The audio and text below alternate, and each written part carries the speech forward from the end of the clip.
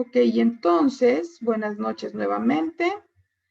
Y les voy a compartir mi pantalla. Déjenme ver cuál es. Es esta. Es la informática jurídica. Miren, uno de los temas de mayor importancia y de mayor, podríamos decir, relevancia, es la informática jurídica. Normalmente se confunde la informática jurídica con el derecho informático. Pues en realidad, si se desconocen los términos, puede utilizarse indistintamente. En la realidad son dos universos totalmente distintos y paralelos. La informática jurídica hace, eh, hace referencia a todos los documentos que se pueden integrar a la computadora, ¿sí? Todo aquello que puede formar parte de nuestro acervo dentro de la tecnología, ¿no? Todo aquello que puede formar parte de nuestro acervo y que puede integrarse a las TICs, ¿no? Sin embargo, el derecho informático es muchísimo más extenso. Integra, bueno, todos los saberes y todos los conocimientos del derecho incorporados a la informática.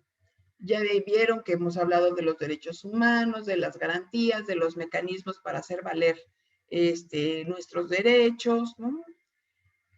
También, pues, los documentos, las leyes. O sea, es decir que la informática jurídica forma parte del derecho informático, pero no es lo mismo. O sea, no podremos utilizar estos términos derecho informático como informática jurídica indistintamente. ¿Por qué? Podríamos señalar que el derecho informático es el género, es el todo, y la informática jurídica es una parte, es la especie.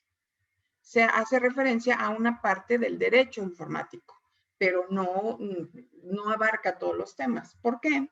Pues como ya les explicaba, el derecho es mucho más extenso. Abarca desde los derechos humanos, los mecanismos de defensa, las instituciones que regulan y que protegen estos derechos, mientras que la informática jurídica, solamente hace referencia a aquellos documentos que se integran a la computadora y que se utilizan como parte del derecho informático. ¿Sí quedó claro, verdad? Ok, la informática jurídica, no estoy empezando por al revés, espérenme, informática jurídica. Miren, aquí es lo que les estoy diciendo. No es igual que derecho informático. Podríamos definirla como ya lo hizo el doctor Julio Telles Valdés, que dice que tiene por objeto el estudio e investigación de conocimientos de la informática general aplicables a la recuperación de información jurídica. Es decir, solamente abarca una parte del derecho informático. Por lo tanto, busca facilitar las tareas. Es una herramienta de apoyo del derecho informático y que se divide en tres grandes ramas. En informática, a ver, déjenme ver, dice informática jurídica, aquí me faltó, espérenme, déjenme corregirlo. Se divide en informática jurídica documental, informática jurídica de gestión e informática jurídica metadecisional. Sí, déjenme guardarlo. Ok, es esta. Informática jurídica documental, de gestión y metadecisional. Ahorita vamos a ver cuál es cada una. ¿Cuál es la informática jurídica documental? Bueno, es la más simple. Podríamos decir que vamos de lo simple a lo complejo. Todas estamos analizando la informática jurídica documental. Como lo establece su nombre, no hay mucho que inventarle. Hace referencia a todos aquellos documentos que se encuentran organizados en la computadora o en los sistemas, ¿no? Los sistemas computacionales. Por ejemplo, cuando ustedes pues en una oficina tienen sistematizadas todas sus leyes, todos sus documentos, ya ven que luego también existen formatos ya preestablecidos de todo lo que la información, lo que se le solicita a los clientes, las bases de datos. Todo eso conforma la informática jurídica documental.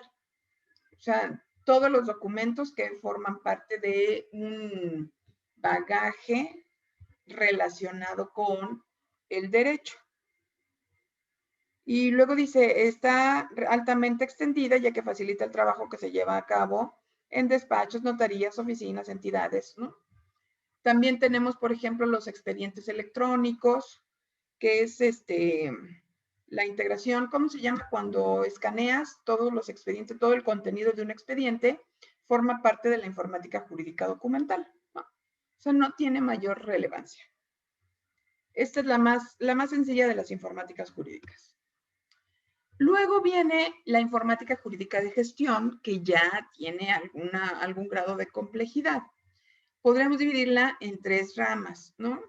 La registral, operacional y la decisional.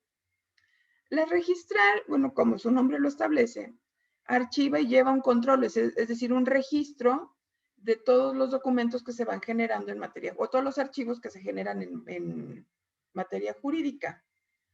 Por ejemplo, miren, si ahorita que necesitamos consultar la Constitución, ¿no? Pues ya forma parte de un sistema donde la tiene registrada. Entonces, tendríamos que ir, como lo hemos hecho, a la página de la Cámara de Diputados, buscar las leyes, y ahí vamos a encontrar la Constitución. O si necesitamos no sé, una NOM, nos podemos meter al Diario Oficial de la Federación, una norma oficial mexicana, o sea, todos estos documentos que forman parte de un acervo digitalizado y sistematizado es la informática jurídica de gestión de tipo registral, ¿no? Que tiene un registro. La operacional es aquella que el sistema te pide cierta información que tú integras en un documento y al final lo gestiona y te arroja un documento diferente. Tal vez puede ser, ¿qué tipo de gestión han hecho ustedes en línea que integras diferente tipo de información y al final te arroja un documento? ¿Se les ocurre cuál es? ¿Han hecho algún tipo de gestión así? Por ejemplo, cuando te metes a la página de la delegación de la ventanilla única, te pide tus datos y al final te saca un tipo como de cédula, ¿no? Esa es la operacional, la informática jurídica de gestión de tipo operacional. Cuando el sistema te pide información, tú se la das y te genera un documento. Y por último, tenemos la informática jurídica decisional. Ustedes no sé si han entrado a sistemas en donde tienes un plazo para subir, pues sí, los de la escuela, ¿no? Me imagino que ustedes han entrado a inscribirse, tienen un periodo, ¿no?, de tiempo para subir su información hasta el 28 de febrero, ¿no? Si la quieres subir si la quieres subir el 1 de marzo, el sistema se cierra. Es decir, que toma una decisión. El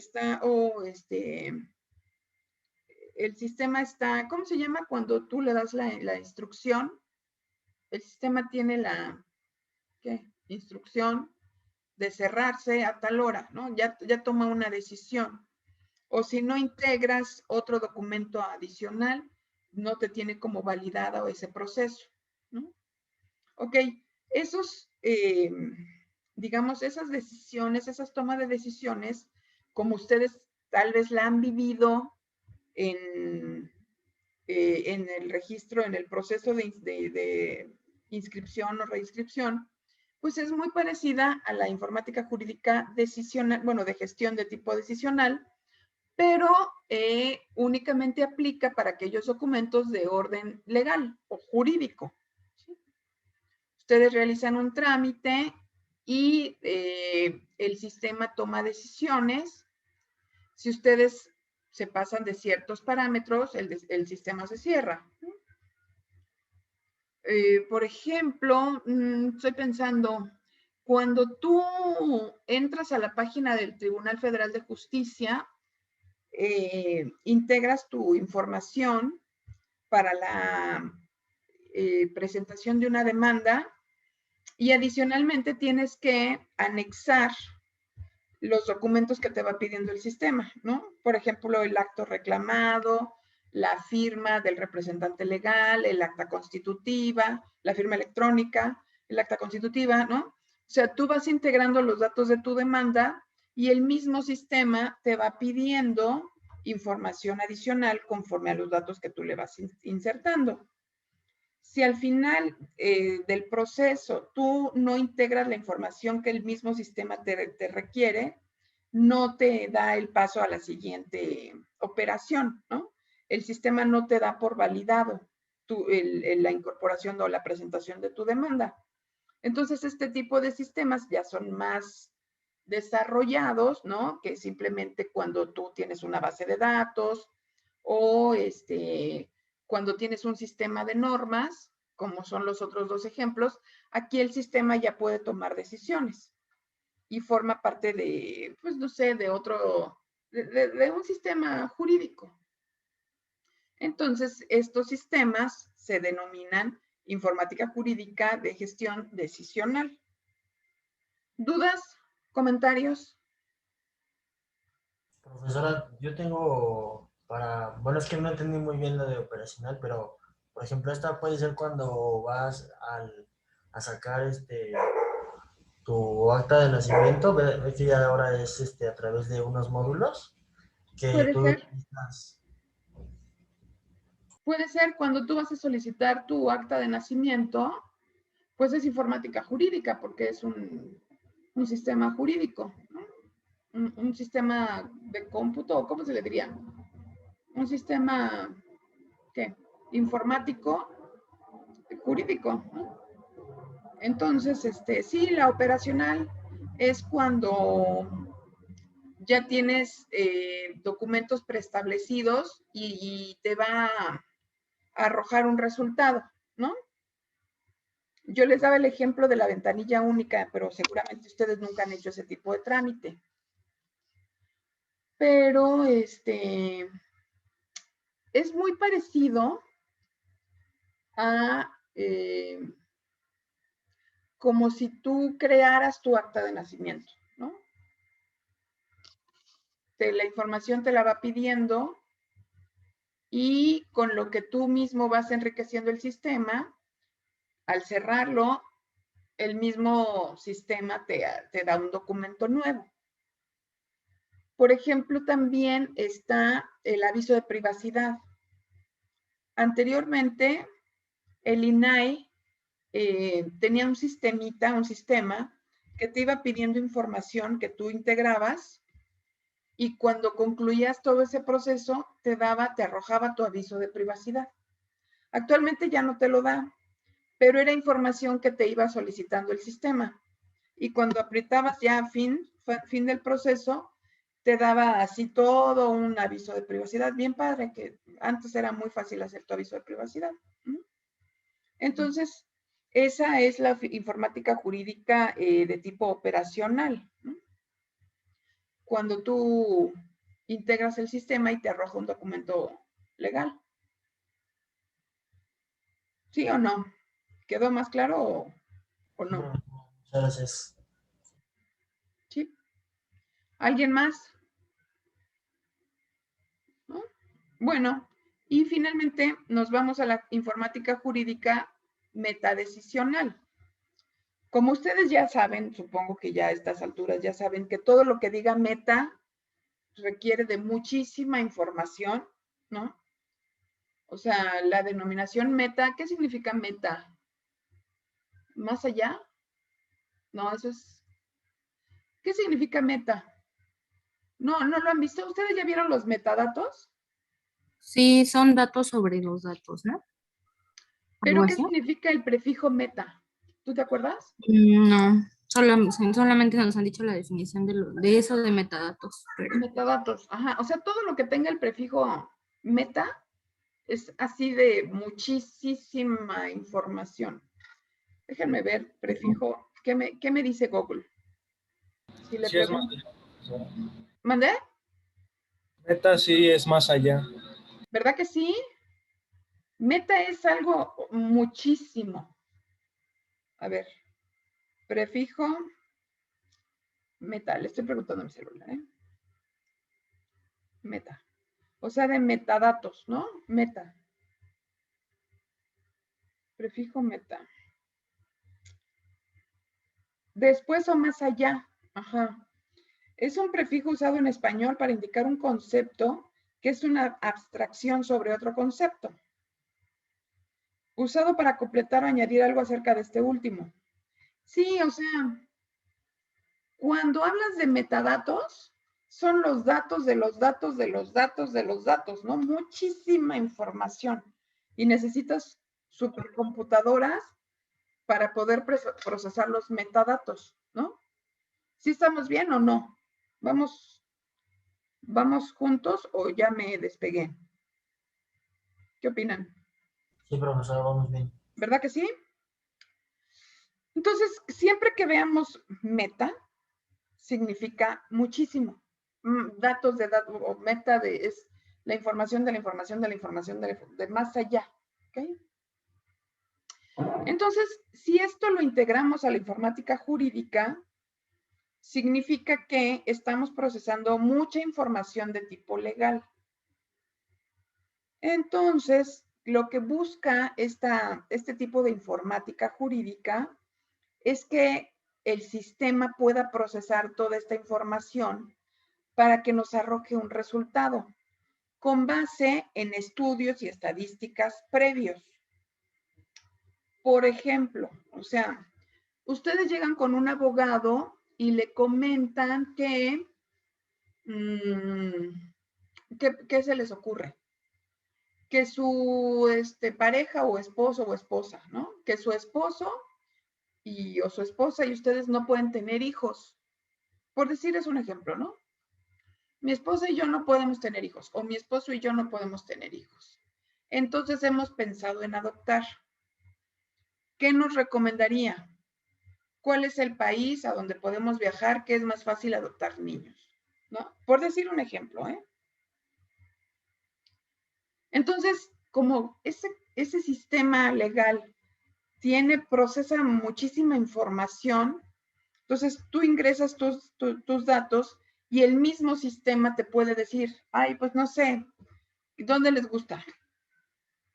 Centroamérica, ¿no? Nicaragua es el lugar donde más adopciones se dan, porque en 2020 adoptaron a, ¿cuántos les gusta? 525,000 niños contra, no sé, 520,000 en Ucrania contra 510,000 así, te va a dar todas las estadísticas, ¿no?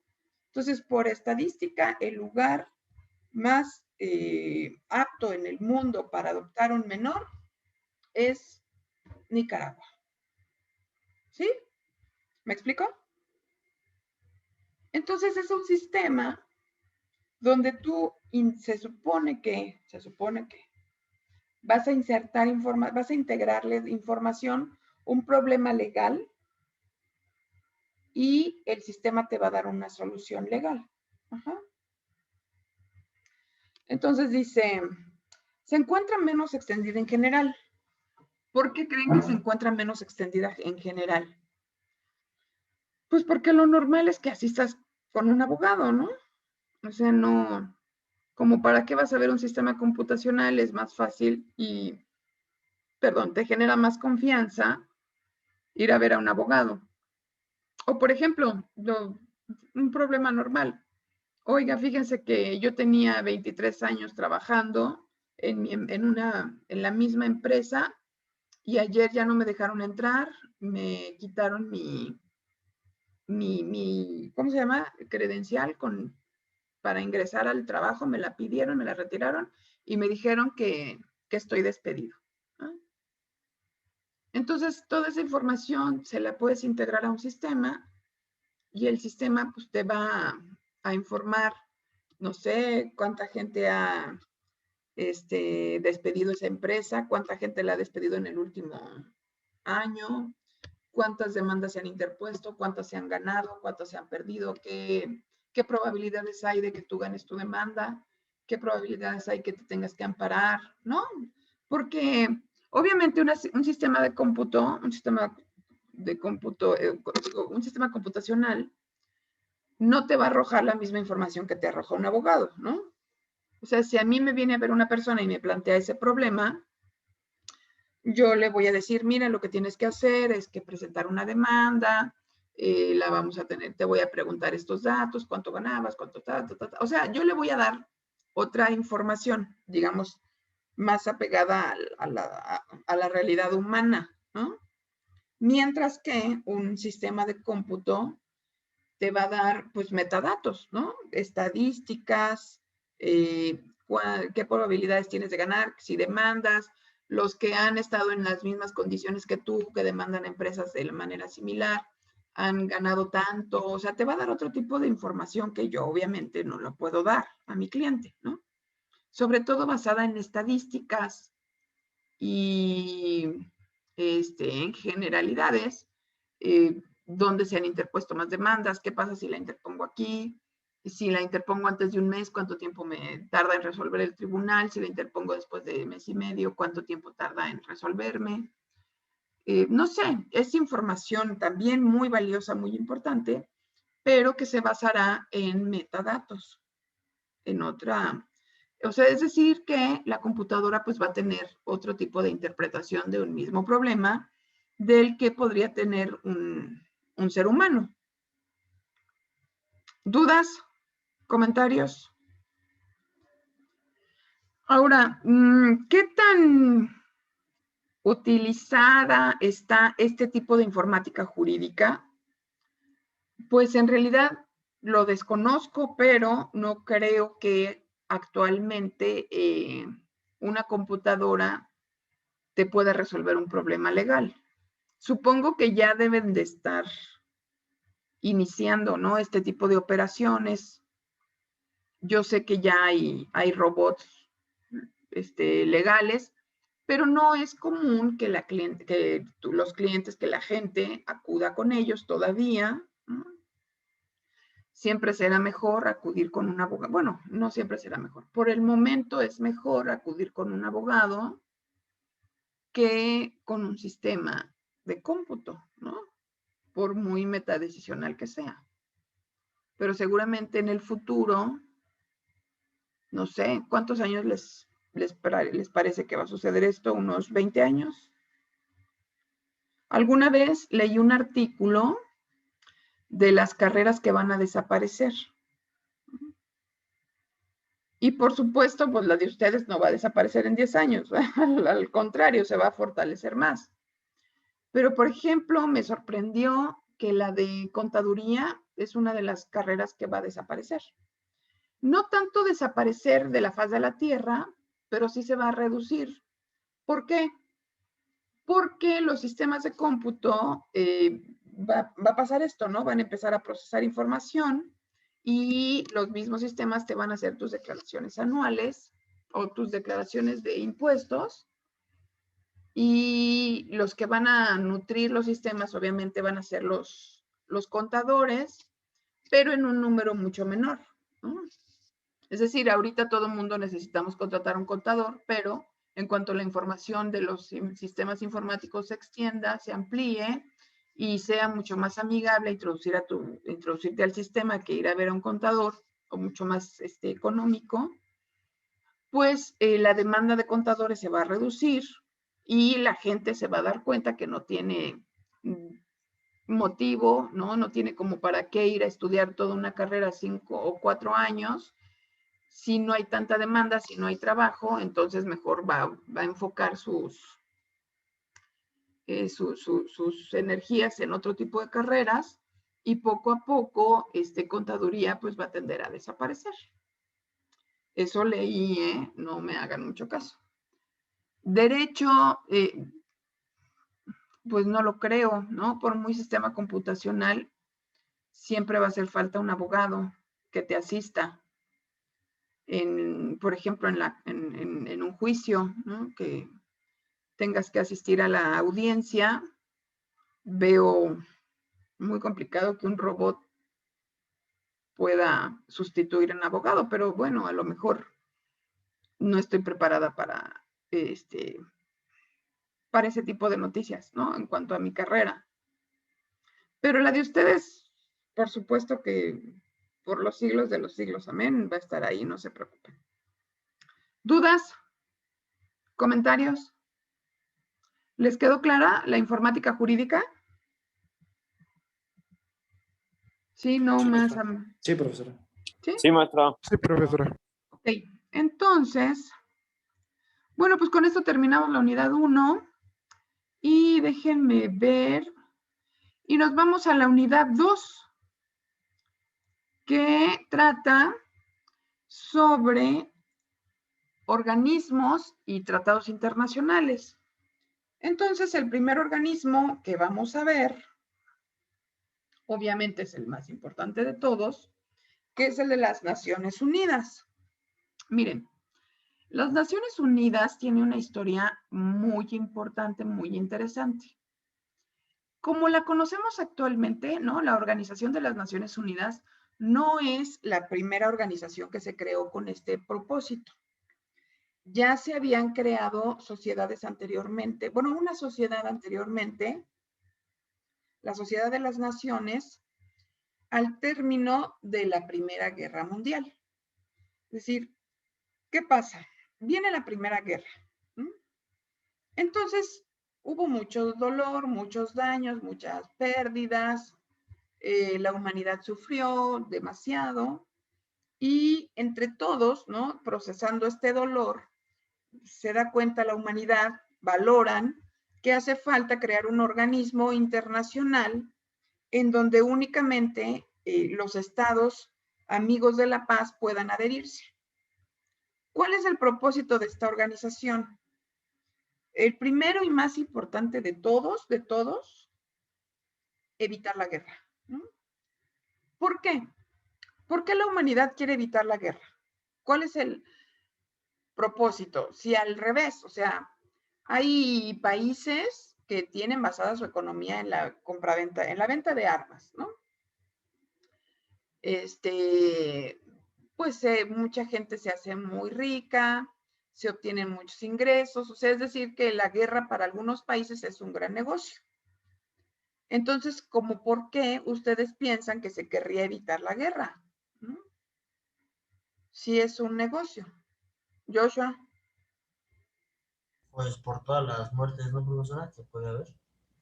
Primero, bueno, sí, por la muerte, ¿no? Para evitar las muertes. Luego. Porque hay un desequilibrio también económico. Exacto. Unos se hacen ricos y otros se hacen muy La pobres. economía. No, bueno, sí, obviamente Estados Unidos se hace multimillonario, pero a costa del empobrecimiento de todos los demás. Es decir, las guerras son muy dolorosas, primero por la pérdida de vidas, sobre todo de vidas de jóvenes, ¿no? Jóvenes que tenían un futuro por delante brillante, prometedor, y que lo dejan porque hubo gente que mucho más poderosa y ambiciosa, pues inteligente si ustedes quieren, si a ese tipo de inteligencia se le podría denominar así, ¿no? La beligerante, gente mucho más importante que manda a estas personas a la guerra y que tienen que dar la vida por su país, ¿no? Eso también es muy doloroso. Imagínense que ustedes, a lo mejor, ustedes ya no, ya están grandes, pero si tienen hermanitos, ¿no? De unos 15, 16 años, 17 años, pues serían los que se van a la guerra. Imagínense esta tragedia, ¿no? De las familias, de tenerse que separar de sus hijos para mandarlos a la guerra y enterarse, bueno, que finalmente fallecieron. Es dolorosísimo. Esa es una. Luego, bien, la economía se acaba, ¿no? Luego también hay mucho dolor, enfermedades, pobreza, ¿no? No hay comida porque no hay quien trabaje el campo, no hay quien vaya a la industria a trabajar, no se puede producir nada porque todo está en guerra, ¿no? Toda la gente productiva se va a la guerra y las mujeres mayores que se podrían ir a trabajar a las fábricas no pueden hacerlo porque tienen miedo de desplazarse.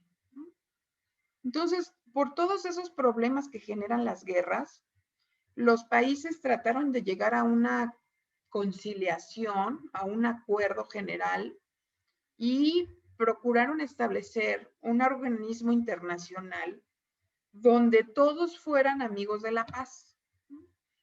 Con ese propósito se crea este primer organismo de la Sociedad de las Naciones Unidas, ¿no? La Sociedad de las Naciones. ¿Pero qué pasó? ¿Por qué creen ustedes que no funcionó? ¿Qué pasó con la Sociedad de las Naciones? ¿Ustedes saben? ¿Saben la historia de la ONU? ¿No? ¿Nunca han escuchado? No, profesora. Bueno, pues el mayor error de este organismo internacional fue que la afiliación era voluntaria. Ese fue el mayor error. Es decir, no se obligaba a renunciar a la guerra, sino que era como un acuerdo entre amigos, ¿no? Como si todos nos pusiéramos de acuerdo para ir a cenar o para hacer un trabajo en equipo o para construir algo, ¿no? Un organismo. Pero no le ponemos candados. O sea, si alguien nos empezamos a pelear porque no llegamos a un arreglo, este organismo no creó los mecanismos para obligar a los estados a dirimir sus controversias al interior de la organización. Entonces, en este periodo de la Primera a la Segunda Guerra Mundial es cuando se empiezan a encrespar los nacionalismos, ¿no? Ya ven, Hitler, Stalin, Hirohito, ¿quién más? El de Franco, ¿cómo se llama? El de Italia, Mussolini. Mussolini, ajá. Todos estos líderes surgen en este periodo, no sé por qué, que tenía el agua, el sol, no sé, pero empiezan a surgir todos estos líderes que se empiezan a enraizar, pues Hitler, ¿no? Nada más y nada menos. Se empiezan a enraizar los nacionalismos y lejos de crear un mundo mejor, los países empiezan a dividirse. Empiezan a creer más en el poder de las soberanías, digamos así, que en el poder de los organismos internacionales, y cada uno empieza a llevar a cabo acciones al interior de tratar de que su nación predomine sobre las otras, ¿no?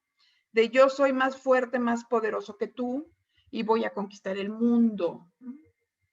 Entonces, como el organismo que se había creado no tenía los mecanismos para obligar a que no nos fuéramos a una guerra o que la humanidad no se fuera a otra guerra, entonces, pues era un contrato como de papel, ¿no? Que fácilmente lo rompes, no había las cadenas suficientemente fuertes, entonces se divide la Sociedad de las Naciones y viene la Segunda Guerra Mundial. Entonces, no fue del todo malo esta primera organización. ¿Por qué creen? Porque la humanidad aprendió de la experiencia.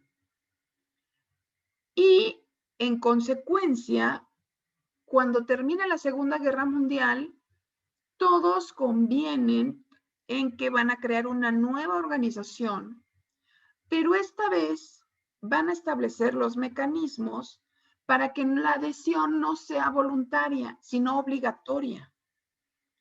Entonces, la máxima creación de este nuevo organismo es la Asamblea de las Naciones. ¿Por qué creen que es tan importante la asamblea? ¿Ustedes alguna vez han asistido a una asamblea? Por ejemplo, si tienen los que vivan en condominio, ¿han asistido a una asamblea de condóminos? O en el CCH, ¿no? Los que iban en CCH, ¿Se acuerdan cuando se tenían que quedar o llegar temprano para ir a la asamblea? ¿Qué tiene de particular la asamblea? ¿Por qué podríamos decir que es el mayor adelanto de todos los tiempos digamos, en la armonía, o cómo le dicen, en el concierto de naciones? ¿Por qué será tan importante la Asamblea de la ONU? Para llegar todos a un acuerdo en Exacto, donde todos se beneficien. exacto. Exactamente, o sea, a través de la Asamblea, los estados participantes o que conforman la ONU acordaron, o sea, el primer artículo, bueno, ya me adelanté. Termina la Segunda Guerra Mundial y todos los estados acuerdan en crear un tratado, un tratado internacional de naturaleza obligatoria, en donde en el primer artículo se va a establecer que únicamente pueden pertenecer a este organismo los estados hermanos de la paz. Es decir, si tú eres beligerante, no puedes pertenecer a la ONU. Si a ti te gusta estarte partiendo la maraca con todos, no, discúlpame. O sea, es como un club de, ¿cómo dicen? Donde se reservan el derecho de admisión. ¿Por qué? Porque si tú celebras ese tratado, estás renunciando a la guerra. Ese es el primer artículo de este tratado internacional que se denomina la Carta de la ONU. En la Carta de la ONU, el artículo número 1 establece que si tú te adhieres a este organismo, estás aceptando ser hermano o amigo de la paz. ¿Sí? Entonces, aceptas las reglas de esta organización y la primera es que vas a dirimir tus controversias en la asamblea. Entonces, miren, este organismo se denomina Naciones Unidas, Organización de las Naciones Unidas, ¿no? Es una organización internacional sin fines de lucro. Su principal objetivo es mejorar la cooperación económica y política de los países que la conforman. Actualmente se conforma por 193 países, de los cuales 51 son estados miembros. Y de esos 51, México fue de los primeros en firmar el tratado denominado la Carta, que es donde nacen las Naciones Unidas. ¿Qué pasó, José? Disculpe, profesora, y por ejemplo, si un país, dentro de un país que es de las Naciones Unidas, hay una guerra, no sé, una guerra civil, por ejemplo, la Mira, ONU, ¿qué hace? ok, perdón que te interrumpa. Una guerra civil es al interior del país, ¿no? Sí. Sí, o sea, hacia adentro. Bueno, lo que también se acuerda es que cada país va a ser soberano. O sea, eso dicen los papeles, ¿no? Todos estamos de acuerdo en no iniciar una guerra, pero al mismo tiempo vamos a respetar la soberanía de cada uno. Eso es en el documento, ¿no? Pero ¿qué ocurre en la realidad? Que Estados Unidos, ¿qué? Cuando inicia una guerra en el interior, Estados Unidos lo primero que dice es que como él es el representante del mundo, va a intervenirlo para que prevalezca la democracia. Es decir, bueno, ahorita lo vamos a ver, ¿para qué me meto? Pero más o menos por ahí va, ¿eh? Te voy adelantando tu pregunta, vamos a ir analizándola. Ok, profesor. Miren, aquí está la historia de las Naciones Unidas más documentada de como yo se las platiqué. En enero de 1920 se conforma la Liga de las Naciones, creada después de la Primera Guerra Mundial para prevenir las futuras guerras. En el 41 se determina la firma de la Carta del Atlántico, en donde Roosevelt y Churchill acuerdan crear una nueva organización internacional para tratar asuntos internacionales, ¿no? En el 41. En el 42 nace ya como lo conocemos el organismo, las Naciones Unidas, en donde 26 naciones aprueban la Declaración de las Naciones Unidas. Pero aquí todavía estaba la guerra, porque la guerra termina hasta el 44. Entonces, durante la guerra, durante la Segunda Guerra Mundial, 26 naciones aprueban la Declaración de las Naciones Unidas para unirse y luchar contra la exponencia del eje. Pero miren, aquí todavía están muy, ¿cómo se le podría decir? Muy valientes, ¿no? Para luchar contra las potencias del eje.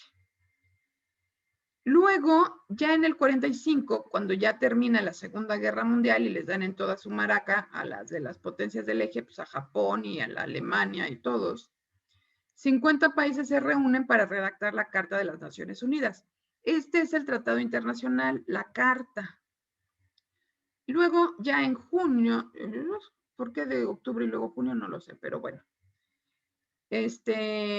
Primero es el acuerdo de la ex-success, luego, bueno, pues ya, total, en 1945, ya quítenle el octubre y el junio, que está aquí como al revés. La carta fue firmada por los representantes de 50 países y después ya se ratifica, ¿sí? Más o menos es la historia como se les había comentado.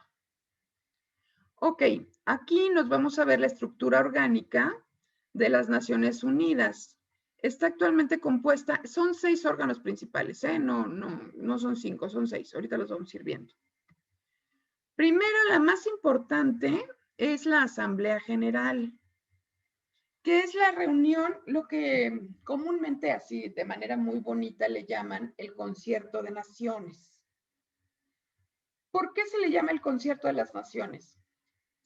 A lo mejor alguna vez han visto en su vida fotos de cuando está la Asamblea de las Naciones Unidas, también en las películas luego sale, ¿no? Cuando están todos los mandatarios, todos los jefes de Estado reunidos, ahí en la ONU se encuentra en Nueva York.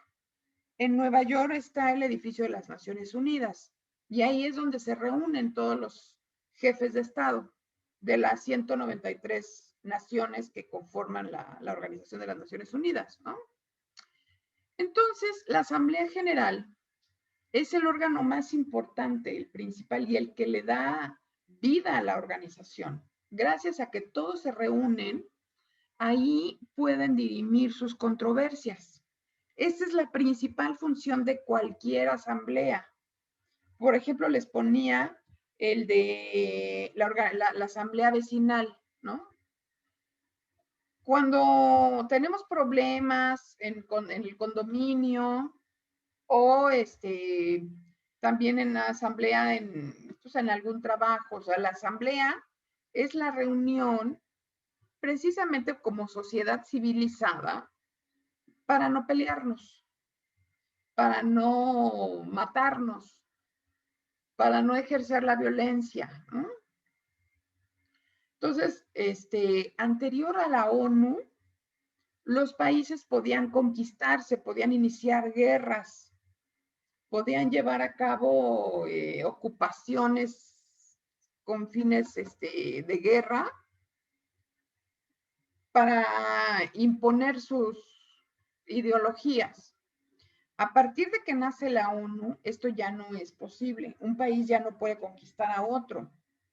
Un país ya no puede ir a ocupar otro.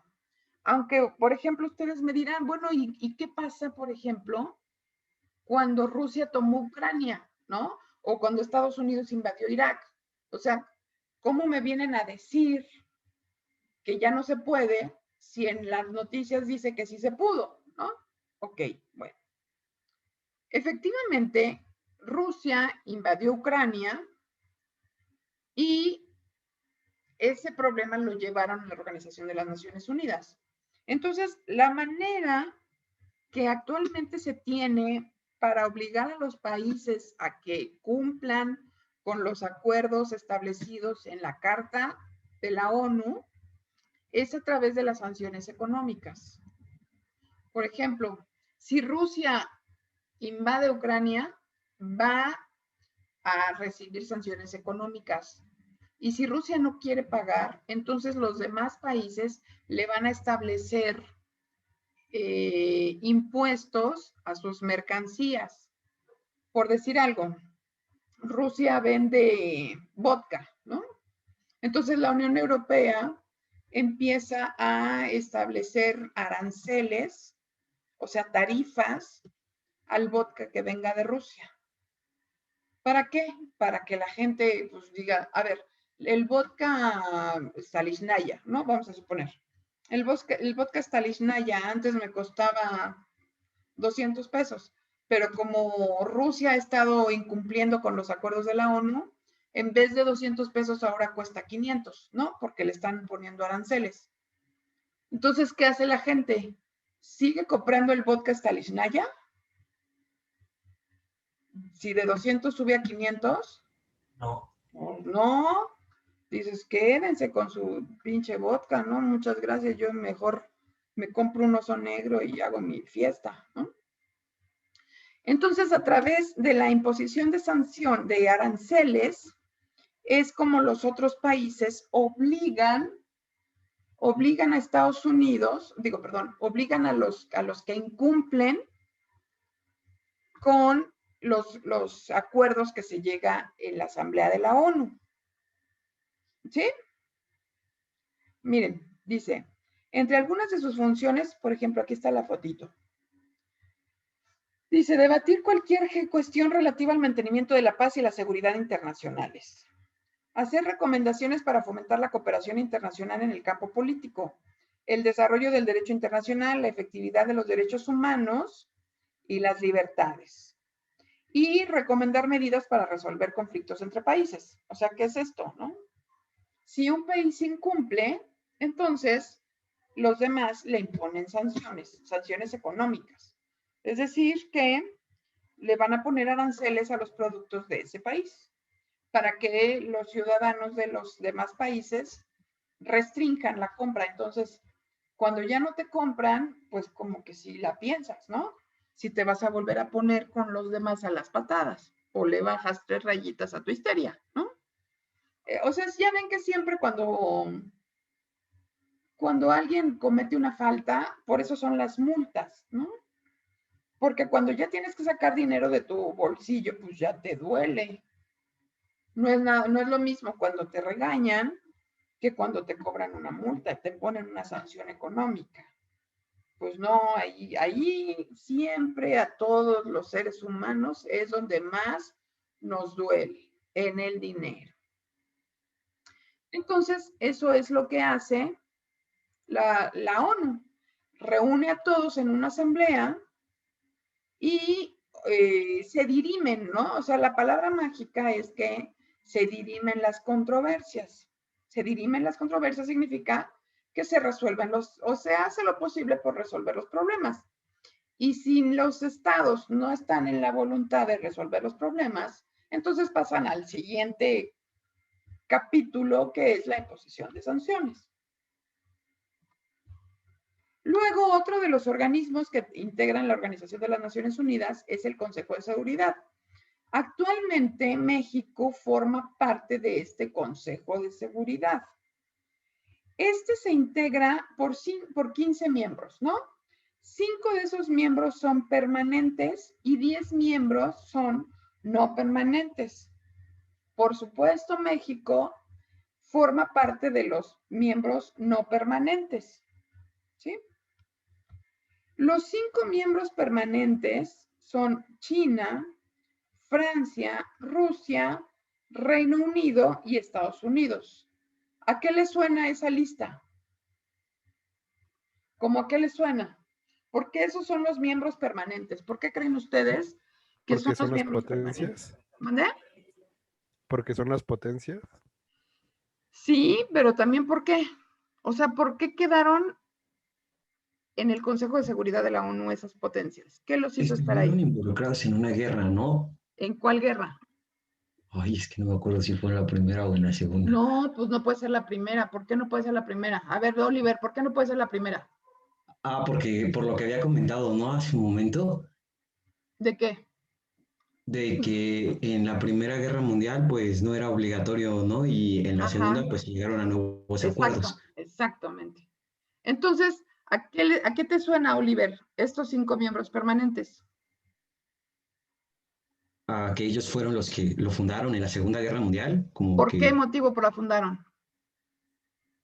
porque ellos eran los que ya querían estar en paz. No. Ah, Otro fueron los más. que ganaron la guerra. ¿Quién da Para más? liderar siempre las guerras. Más o menos. ¿Porque qué?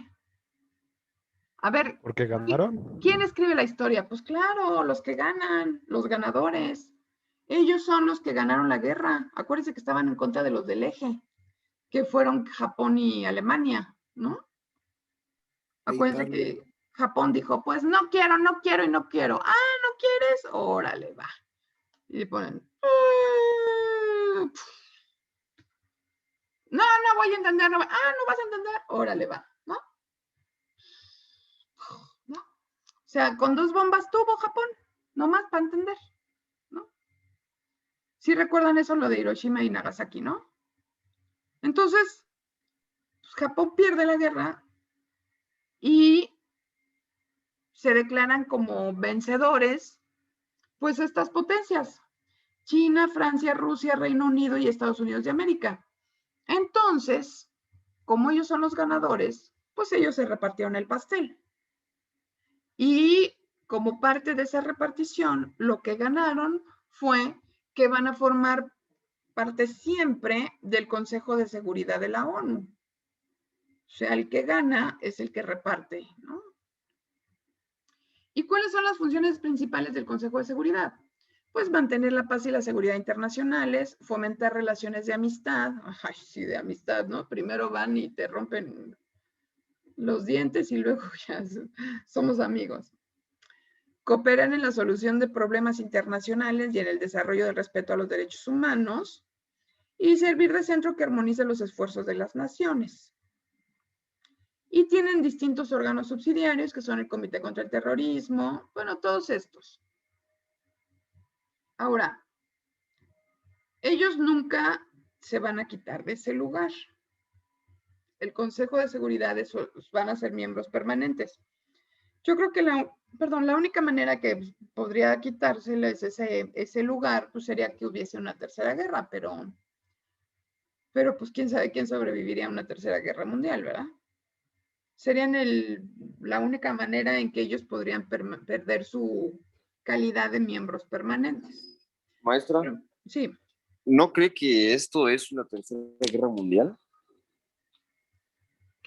Bueno, yo he escuchado que dicen que la tercera guerra ya empezó, ¿no? Sí, han Sí, escuchado ustedes.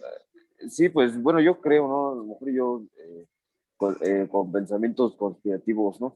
Pero, pues debido a lo que había visto que según tenía problemas Trump con China y demás, Uh-huh. y que de pronto, bueno, con TikTok, ¿no? Algo así había visto, por ejemplo, y que de pronto surja un virus que mate a la mitad del mundo y destruya justamente lo que estamos diciendo de las economías y principalmente a Estados Unidos, me hace pensar, a lo mejor en mi ignorancia, que es la tercera guerra mundial. Pero fíjate que este virus sí es muy agresivo, ¿no? Pero no es tan agresivo como yo creí que iba a serlo. O sea, prácticamente como que lo ibas a respirar y te ibas a morir. Porque si te das cuenta, hay muchísima más gente que se ha salvado de la que ha fallecido. ¿No? O sea, digamos que de 10 personas que te enteras que tienen coronavirus, 1 o 2 mueren y las otras 8 la libran, ¿no?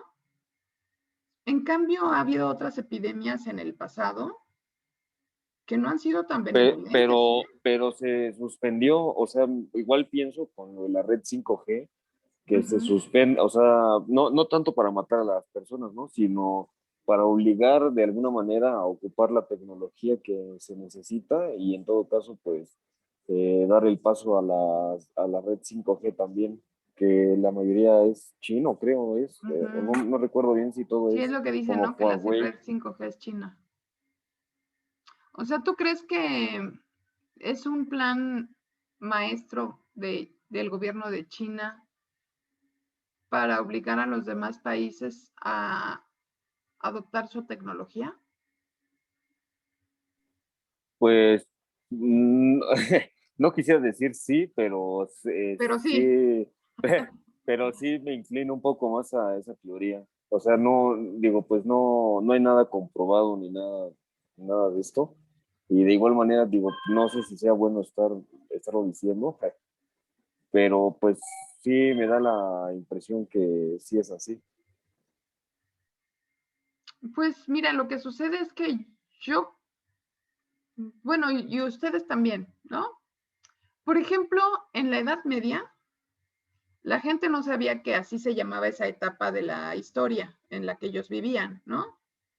Sino que, bueno, los estudiosos de la historia dicen, bueno, más o menos de aquí hasta aquí pasó esto, ¿no? Ya ven que la Edad Media termina con la caída del Imperio Romano, ¿no? Entonces dicen, bueno, pues más o menos del feudalismo, cuando inicia este sistema económico del feudalismo, a la caída del Imperio Romano, le podemos denominar la Edad Media. Y luego dicen, bueno, y también cuando se empiezan a desarrollar las máquinas, ¿cómo se llama? Cuando es el sistema económico que sigue, la de la industrialización, ¿no? Bueno. Entonces, a lo que voy es que cuando tú vives en un momento histórico, no sabes que estás viviendo ese momento histórico, sino hasta que pasa mucho tiempo y los que estudian la historia dicen, bueno, más o menos por los acontecimientos que ocurrieron en esta etapa de la historia, le vamos a denominar así, ¿no? Y yo creo que ahorita sería aventurado decir que estamos entrando a la Tercera Guerra Mundial porque todavía no nos pueden estudiar. Faltan muchos elementos que integren este capítulo, faltan muchos desenlaces para saber si efectivamente se estaba iniciando una Tercera Guerra Mundial o no. Así que ya ves que todo esto le llaman teorías conspirativas, ¿no? Me parece que cubre los requisitos o cubre el perfil para poder ser denominada una teoría conspirativa. ¿No? Porque en este momento todavía no sabemos el desenlace. Y si nos preocupáramos, estaríamos preocupados por cosas que todavía ni han pasado y que posiblemente cabe la posibilidad de que tampoco pasen, ¿no? Así que yo creo que el futuro, a lo mejor soy optimista, ¿no? Soñadora, pero yo creo que el futuro todavía no se construye y que uno lo va construyendo con las acciones de cada día. Y que ha habido etapas también de epidemias y pandemias mucho más graves que esta y que posiblemente estemos queriendo ver algo que no es necesariamente lo que en realidad es, ¿no? Así que no te preocupes. O sea, si lo que va a ser será y si no va a ser, no tenía sentido que te preocuparas. Yo soy de esa forma de pensar, ¿eh? Pero por supuesto que si ustedes se quieren preocupar, bueno, pues adelante, ¿no? Lo que yo creo es que también un arma muy poderosa para dominar es el miedo. Si tú tienes miedo, no puedes tomar decisiones asertivas, precisamente porque te ves forzado a tomarlas por el miedo. Entonces, yo lo que considero más importante por sobre todas las cosas siempre es la libertad de pensar, de hablar, de elegir. Esa es la libertad, ¿no? Y si te dejas regir por el miedo, vas a estar encadenado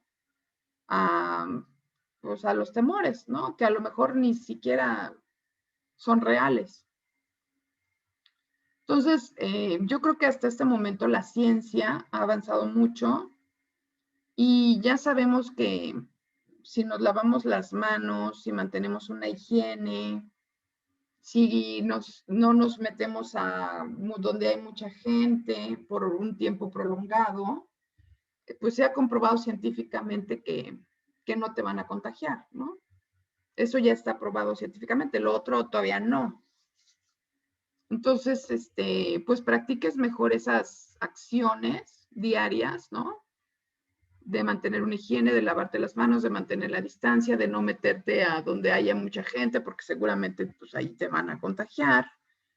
Es decir, tomar tus precauciones con base científica y no pensar en cosas que todavía no han ocurrido, porque eso sí te puede traer un problema de salud física y mental. Ese es mi punto de vista. No sé ustedes qué opinen, si lo compartan o no lo compartan. ¿O ya los mareé? ¿Ya los dormí? Aquí seguimos. ¡Ay, qué bueno! Pensé que ya los había dormido a todos. ¿Qué onda, Joshua? No, pues yo también sí comparto lo que usted dice, que pues prácticamente son puras teorías y pues no, o sea, por ejemplo, yo no creería en algo que no está fundamentado, ¿no?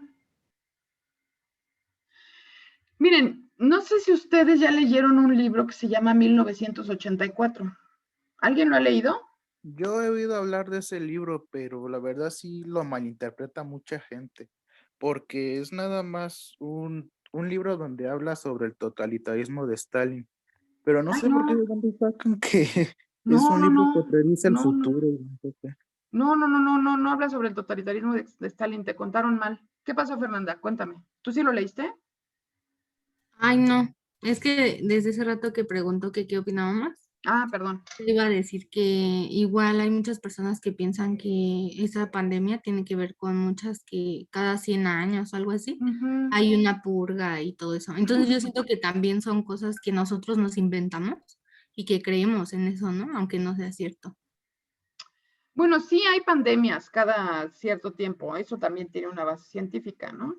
Y van a venir más pandemias porque hemos levantado la mano, estoy viendo quién levantó la mano. Hemos pues invadido la naturaleza, ¿no? Ya ven cómo hemos hecho daño al ecosistema, entonces eso va a traer una consecuencia. Es decir, que es la primera de muchas otras. ¿Qué pasó, Marco? Cuéntame. ¿Tú qué opinas?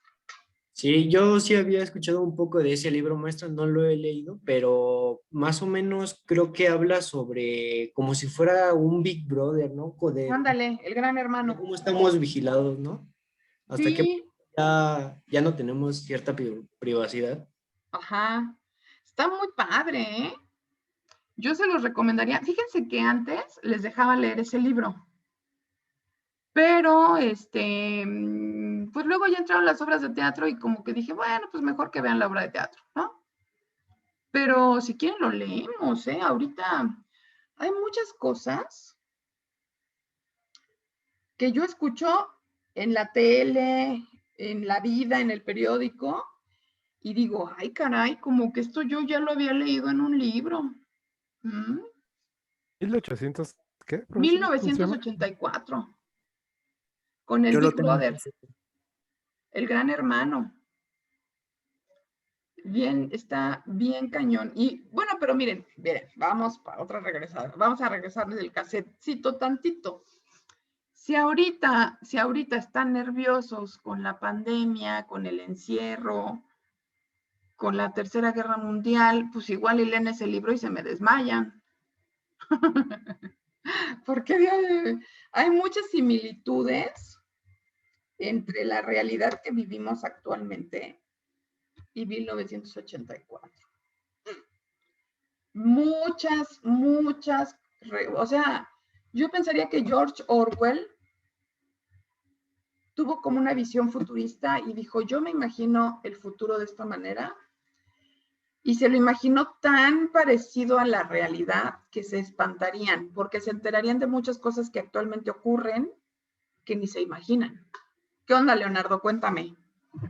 Bueno, sí, de hecho, yo tengo el libro físico y Sí. no lo he leído porque no me ha dado tiempo o porque he estado leyendo libros, pero he estado viendo su biografía de George Orwell y Ajá. pues para su sorpresa fue socialista pues de la rama trotskista Pero y vivía como en los Estados trotskistas, Unidos. Él como que tenía ideas socialistas, pero vivía en Estados Unidos. De hecho, vivía en Inglaterra, ¿no? Ah, en Inglaterra, ok. Y pues, no sé si sepa, pero los trotskistas odian mucho a Stalin. Y el libro de 1984 y la rebelión de la granja es una crítica a Stalin. No, no, Por no. eso, La rebelión de la granja, sí. 1984, no. bueno, pero es que de hecho 1984 es un libro donde expresa cómo es que se vivía en la Unión Soviética bajo el mandato de Stalin. No es como una predicción, ¿no? Sobre cómo va a Es que ser el no, mundo en un no, futuro. porque ese lo que, mira, lo de Stalin es rebelión en la granja. Es más, ese léanlo, se lo van a reventar en un fin de semana. El de rebelión en la granja está muy sencillo, es como un cuento. Es muy chiquito el librito, es como un folletito. Y se burla, bueno, no se burla, es una crítica social de el socialismo, de cómo se vivía en la Unión Soviética, ¿no? El de que todos somos iguales, camarada, y eso, él se burla de esa realidad. Pero 1984 es el futuro.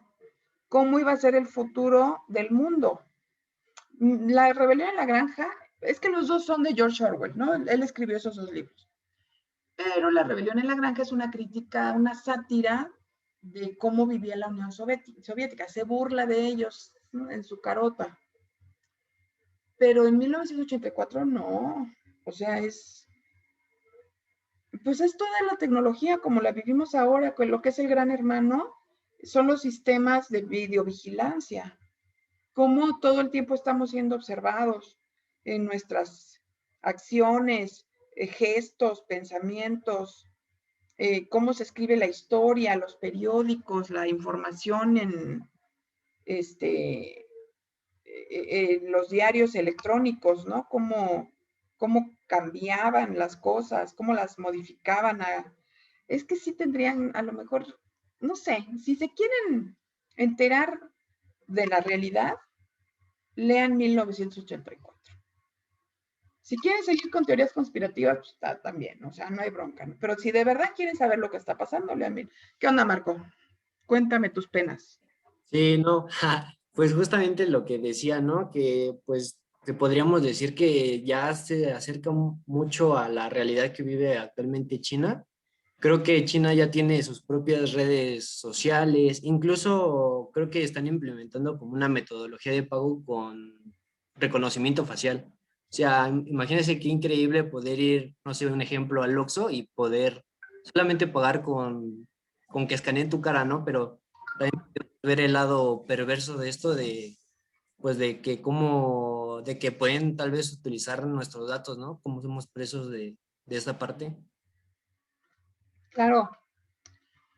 Sí, ay, pues miren, hay muchos conceptos actuales. Por ejemplo, Milton, ¿qué onda? Cuéntame. Sí, justamente lo mismo que dice mi compañero, de que yo igual había visto que en China puedes pagar eso, pero de igual manera, o sea, sirve para seguridad, es como un RP, ¿no? Ajá, Que es principalmente para tener, pues, control, es como si fuera el INE, ¿no? Y que ahí está ajá, la base de datos de todas las personas. Y en el momento en que ajá. tú te sorprendes, no sé, robando o haciendo algo, en ese momento, pues tú ya estás luego, de tantas cámaras que hay, detectado, ¿no? Bueno, eso es ligerito, ¿no?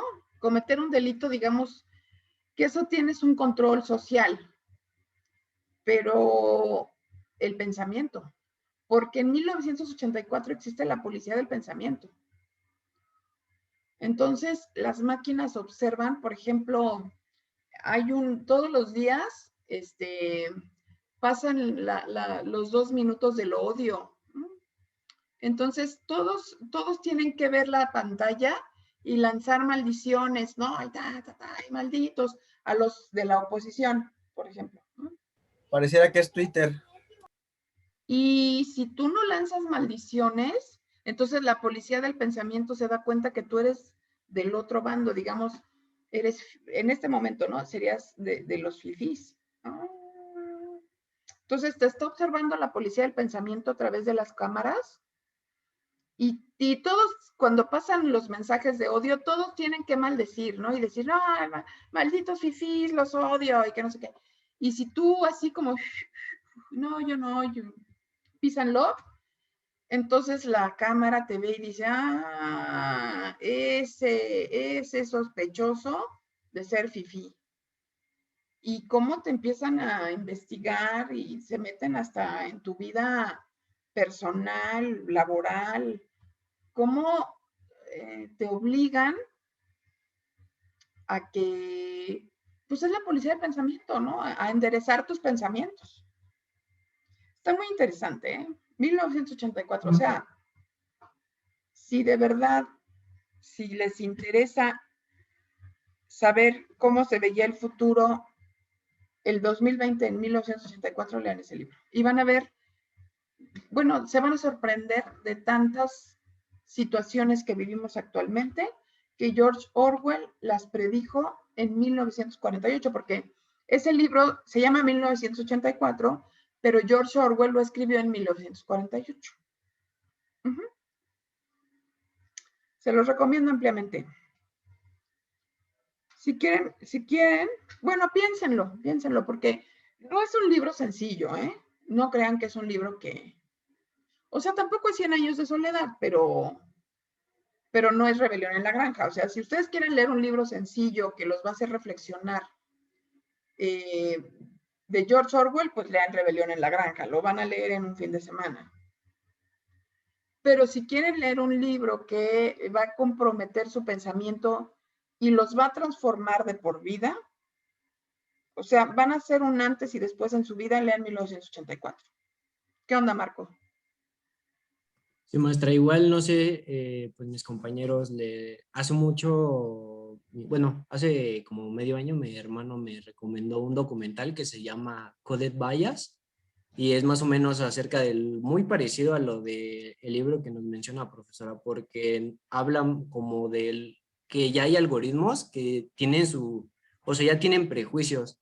Menciona como un reconocimiento facial que no detectaba a las personas de color. Y también abarca este tema de cómo la vigilancia puede ser prestada para usarse principalmente en grupos activistas para mantener como esta parte de control.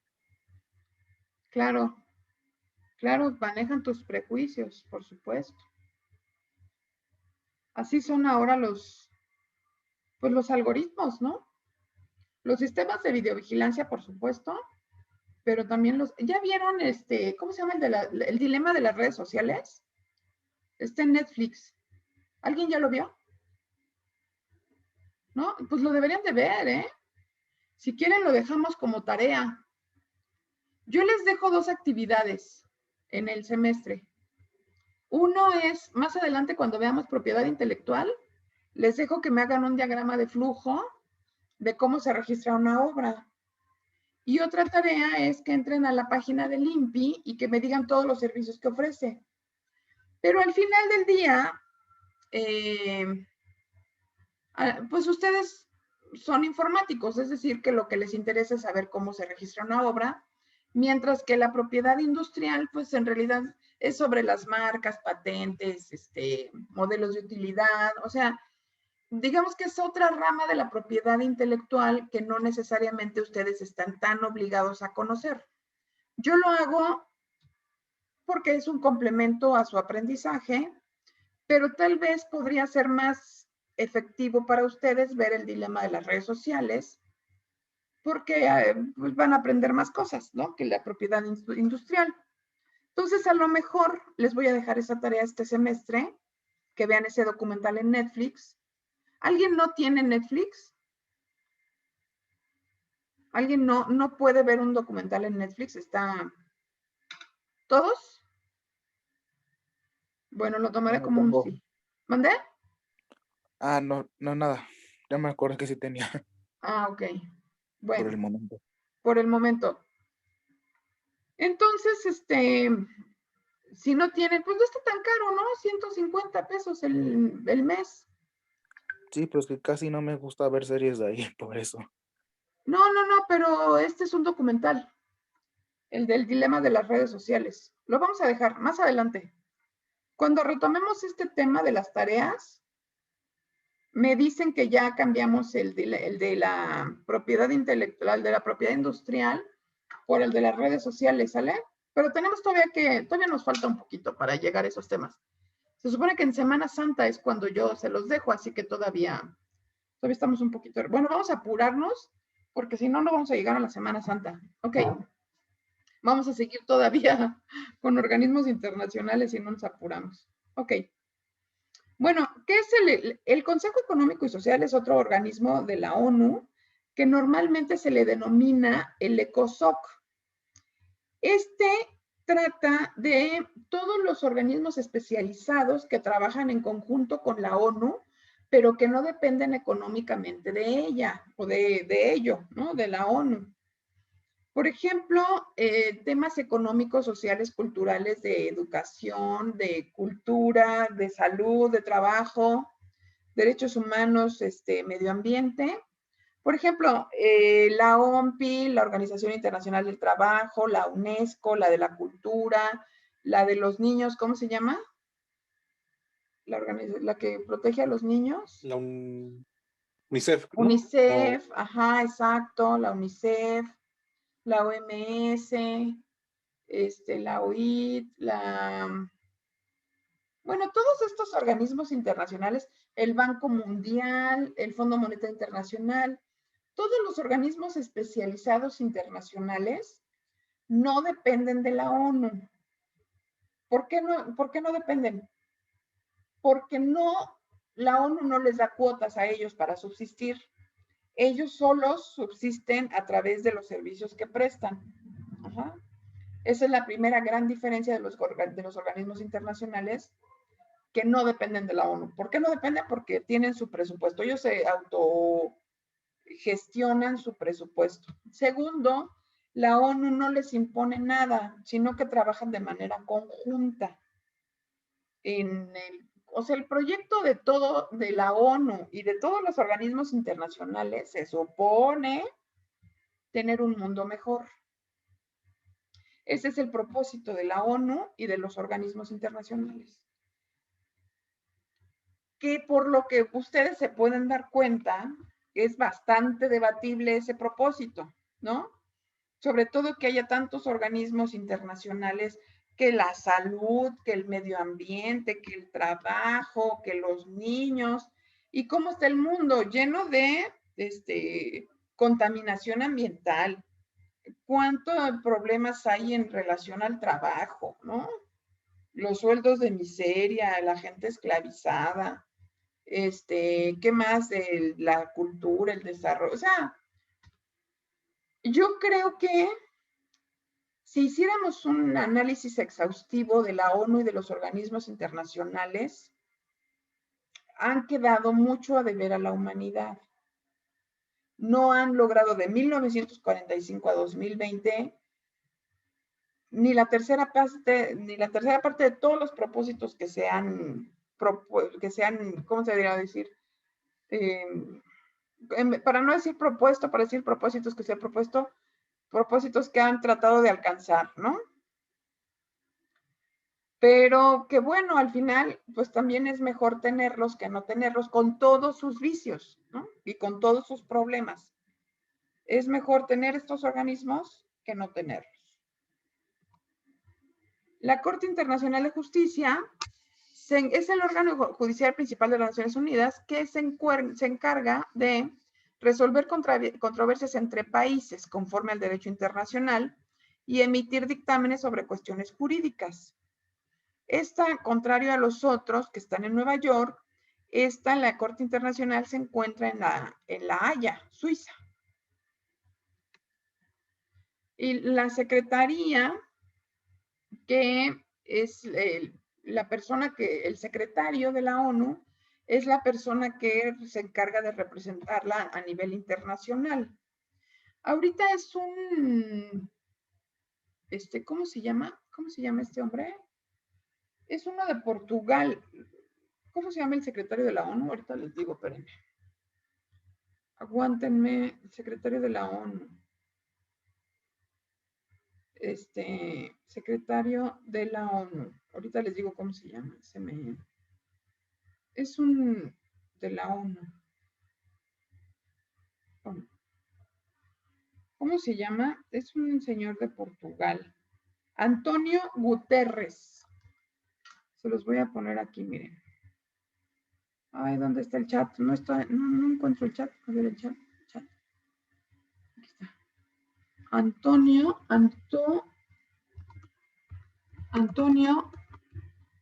Guterres. Es de Portugal. Es el actual secretario de la ONU.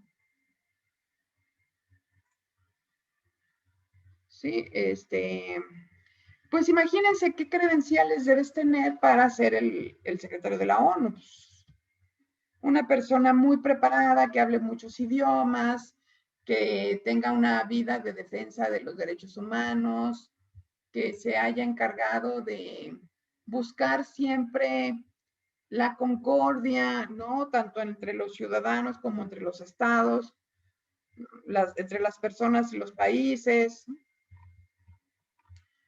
Y actualmente el secretario, pues es Antonio Guterres. Luego los fondos, pues estos son los que les digo que trabajan en coordinación a través de del ECOSOC, UNICEF, la ONU, la OMS, la UNESCO, el Fondo Monetario Internacional, el Programa Mundial de Alimentos, el Programa del Medio Ambiente, la Organización Mundial de la Propiedad Intelectual. Bueno, ok. ¿Dudas? Aquí saben cuál está faltando porque son 6 organismos que la conforman. Está faltando, ay, ¿cómo se llama este? El Consejo Fiduciario. El que está faltando es el Consejo Fiduciario, que actualmente ya no se encuentra vigente, ¿no? Es una oficina que se cerró porque era como un fondo internacional que se encargaba de proveer a los países cuando tenían algún problema económico. Y como todas estas funciones se pasaron al Fondo Monetario Internacional, cuando se creó la ONU no existía el Fondo Monetario Internacional, entonces se pensó crear un organismo una parte de este organismo que hiciera las veces como de un fondo económico, ¿no? El Consejo Fiduciario. Pero como después se creó un organismo especializado que fue el Fondo Monetario Internacional y también se creó el Banco Mundial, entonces se hizo obsoleta la creación del fondo, ¿cómo les dije que se llamaba? El Consejo Fiduciario, y esa oficina se cerró. Actualmente ya no está vigente, por eso decía que son 5, ¿no? Son 5 es una ajá. Pero bueno, son 6. En realidad dice, está compuesta por 6 órganos principales. Está compuesta por 6, de los cuales uno está cerrado, que es el Consejo Fiduciario, y los otros están trabajando normalmente. ¿Dudas? ¿Comentarios?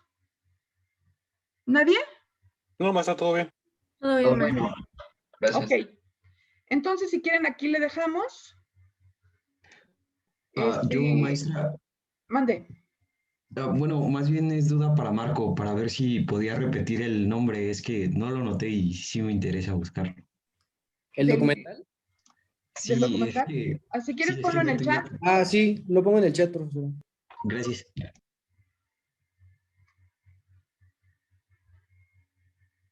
Ok. ¿Ya está? Porque yo no lo veo.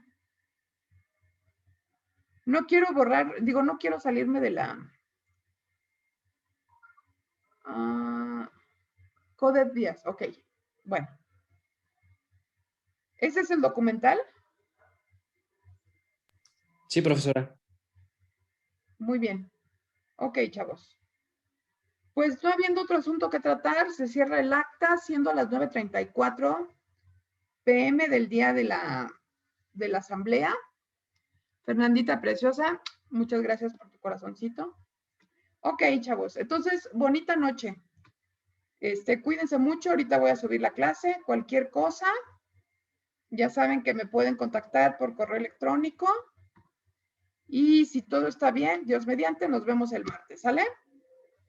Nos Bueno, vemos. Gracias, maestra. cuídate Buenas noches. mucho. Muchísimas gracias, profesora. Se maestra. cuida. Gracias, chao. Bye, Joshua, besitos. Chao, chao. Mua.